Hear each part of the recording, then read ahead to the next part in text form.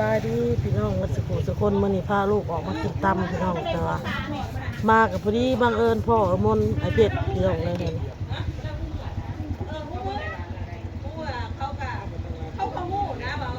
น้องบอลขอไปกินน้ำปลาแต่ว่าคนก็สั่งตำเสฉวนแล้วก็ต้มเลือดแหน่ก็มีฮอทดอกอย่างแหน่ทุกคนก็กินไปน้ำแหน่แล้วเนาะพี่น้องเนาะโตกินไปน้ำแหน่นะถ้าตำพี่น้องเพราะว่า4-6ที่5จะเป็นของอ้นเนาะพี่น้องเนาะก็เลยได้นั่งถ่ายพี่น้องแต่เขามนกับไอเผ็ดเป็นมาก่อนก็เลยได้ก่อนกินก่อนดีเลยพี่น้องทั้งพี่พ่อดีพี่น้อง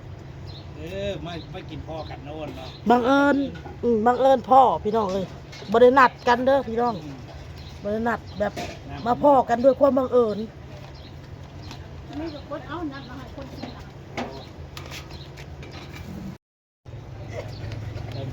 ตกมา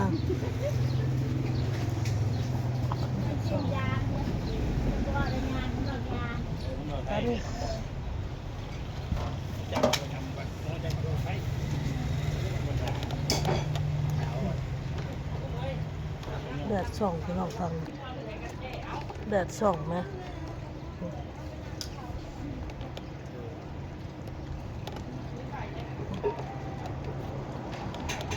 ขาตำพี่น้องนี่โต๊ะขนมขา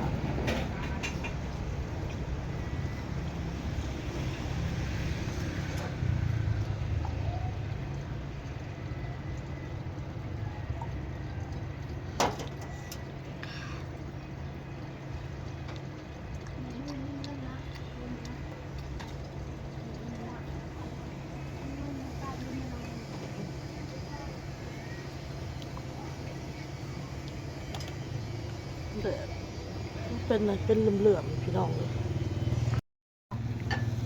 สบายดีนะลูก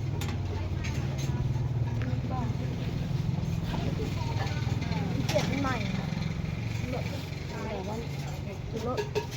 สบายดีพี่น้องนี่ผมเจ้ามีเปลือกกระเบื้องว่าผมเจ้ามีเปลือกใหม่มากินตำด้วยพี่น้องเด้อตำเสฉวนม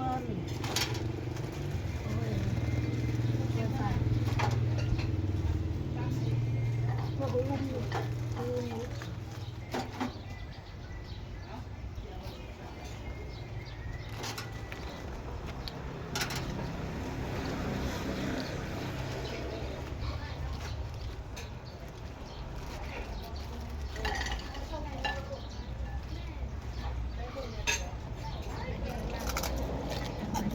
ผ้าตำเนี่ยพาลูกๆมากินตำ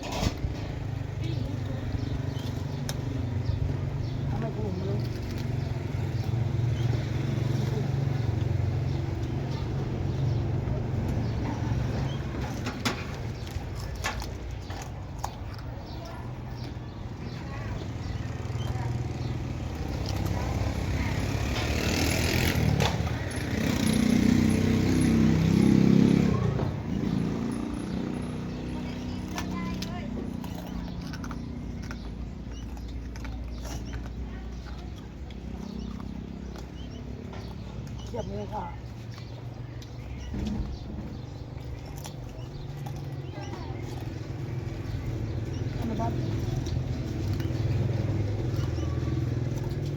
ต้มเลือดเนาะ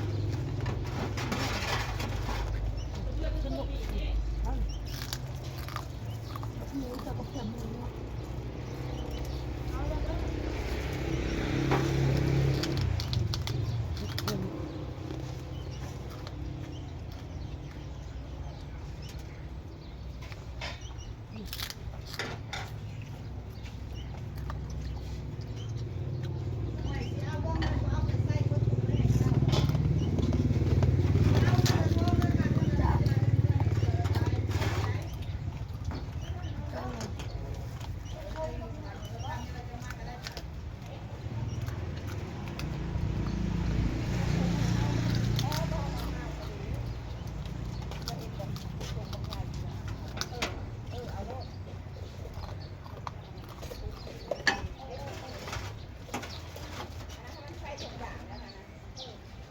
การไม่น้อง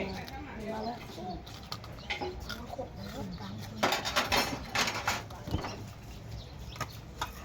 ถ้า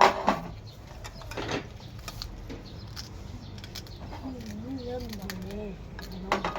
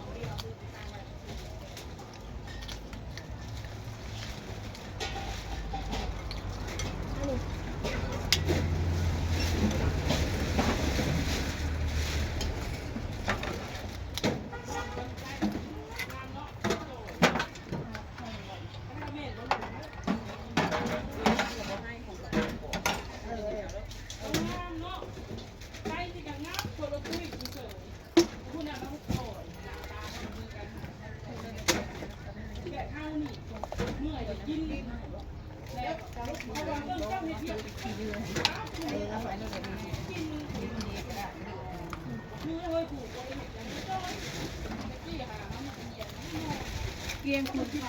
ใส่ไหมคะ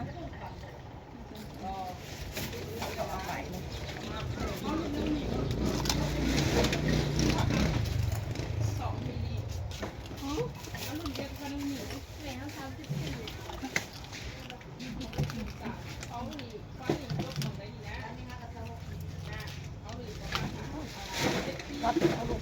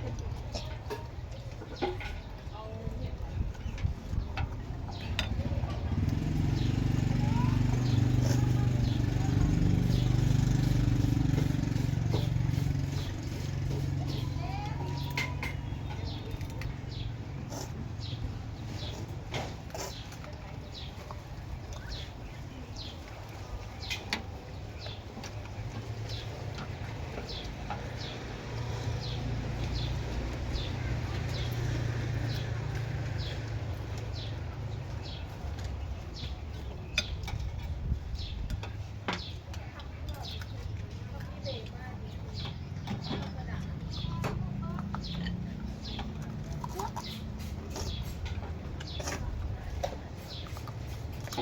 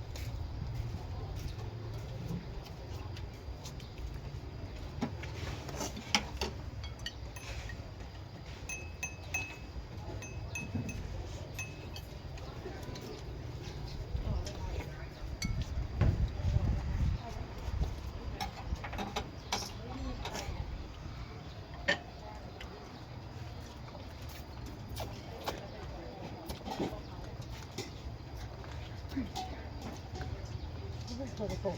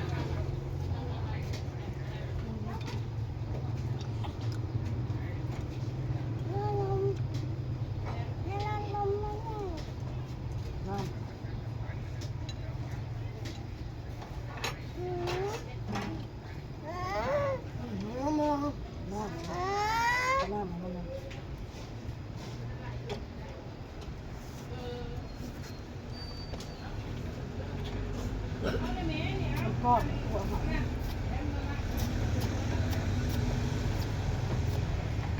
น้ำก้อนให้เด้อบอกเรา แล้วอังกอร์ น้ำก้อนเขาก็บีบน้ำน้ำก้อน